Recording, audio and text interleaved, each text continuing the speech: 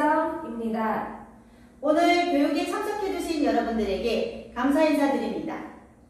저희가 오늘 들려드릴 교육은 아무리 중요하다 강조해도 지나치지 않을 심폐소생술 교육입니다.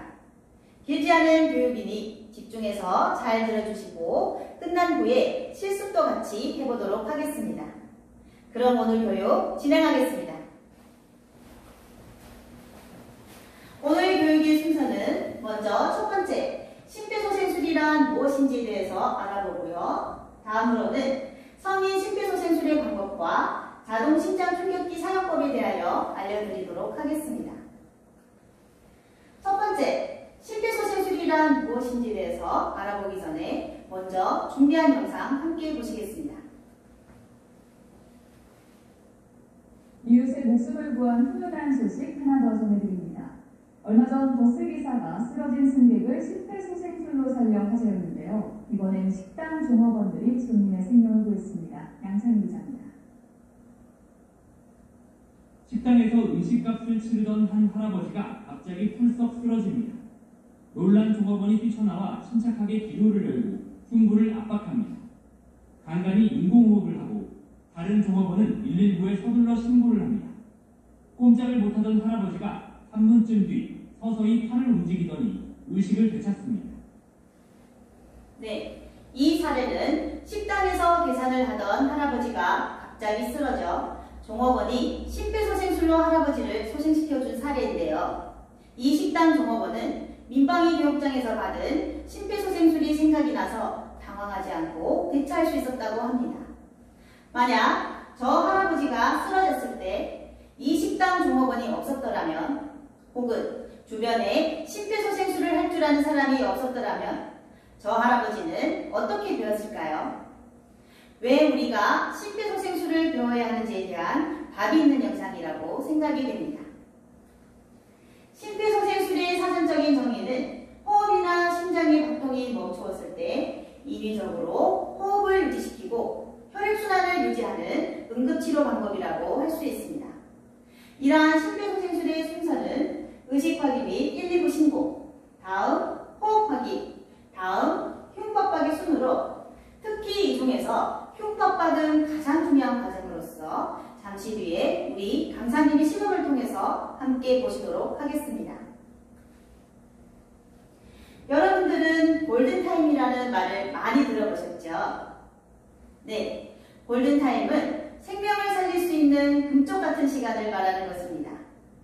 일반적으로 심정지 이후의 우리의 뇌는 4분까지는 특별한 조직 손상이 없으며 이 시기에 적절한 응급치료를 하면 회복할 수 있습니다. 그러나 4분이 지난 이후에는 산소가 급격히 소모되며 심각한 뇌 손상이 일어나기 시작해서 10분이 지나면 원상 회복이 힘들어지고 20분이 지나면 거의 사망하게 됩니다. 따라서 이 4분이라는 골든타임 안에서 심폐소생술이 이루어져야 우리의 뇌를 살릴 수 있습니다. 왜 심폐소생술이 중요한지를 이제 다 아시겠죠? 다음은 오늘 교육 과정에서 가장 중요한 성인 심폐소생술의 방법에 대해서 알려드릴 텐데요. 참고로 심폐소생술은 매우 힘든 과정입니다. 지금부터 하는 교육을 정확하게 잘 배우셔야 실제 현장에서 당황하지 않고 대처할 수 있으니 집중해서 잘 들어주시길 부탁드리겠습니다. 우리 강사님의 시범도 함께 보시도록 하겠습니다. 먼저 의식 확인 및 119 신고입니다. 환자의 어깨를 가볍게 치면서 의식을 확인해 줍니다. 여보세요? 여보세요? 괜찮으세요?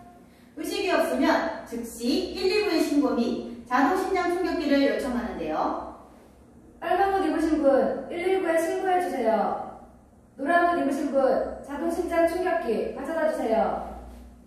혼자 계시다면 스피커폰이나 영상통화로 신고를 해주시고 주변에 사람이 있으면 보시는 바와 같이 명확하게 지정해서 요청해주는 것이 좋습니다. 다음은 호흡을 확인해 줍니다. 호흡 확인. 하나, 둘, 셋. 호흡이 없습니다.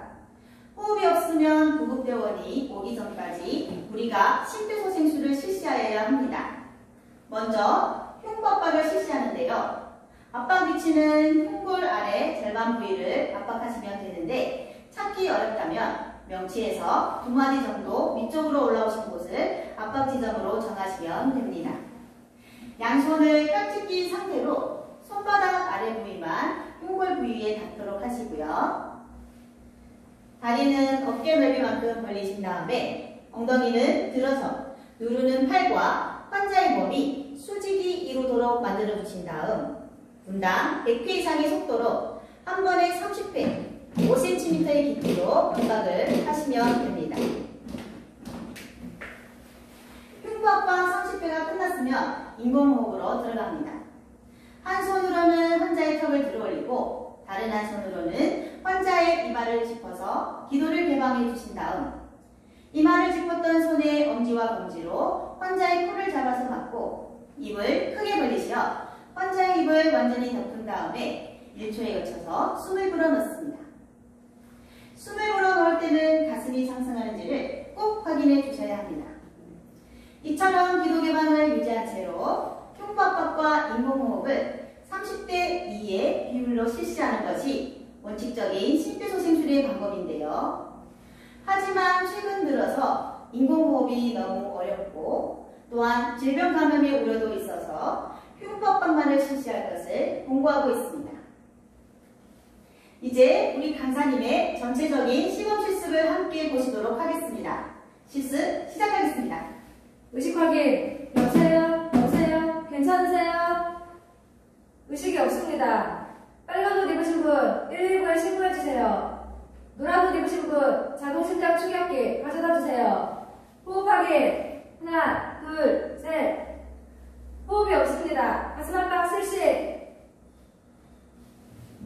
하나, 둘, 셋, 넷, 다섯, 열. 하나, 둘, 셋, 넷, 다섯, 스물. 하나, 둘, 셋, 넷, 다섯, 서른. 인공호흡 실시.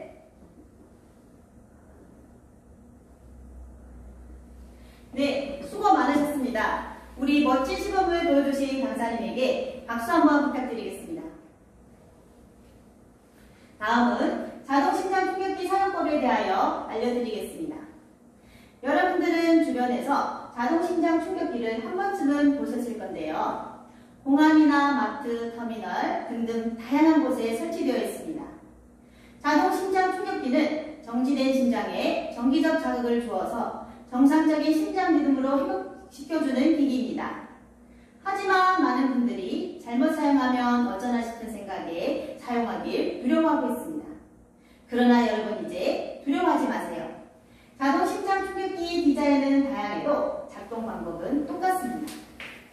자동심장 충격기는 현장에 도착 즉시 사용하여야 하며 사용 방법은 먼저 전원 버튼을 켜시고요.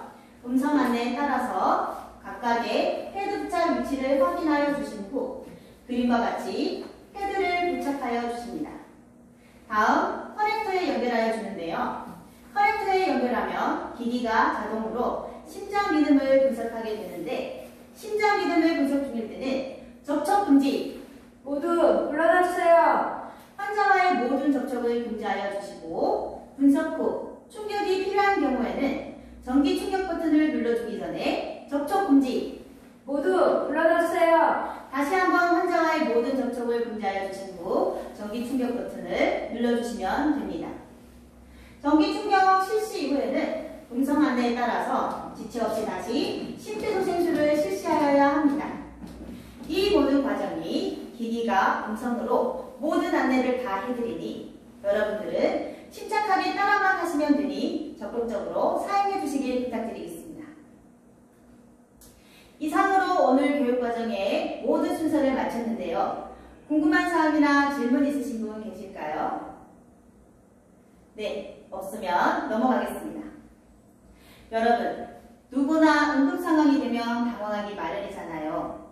하지만 평소에 오늘과 같은 심폐소생술의 교육을 통하여 미리 방법을 익혀두시어 위급한 순간에 내 가족을 비롯한 우리 이웃들의 소중한 생명을 살릴 수 있다면 그것이야말로 참으로 가치 있는 일이 아닐까 싶습니다.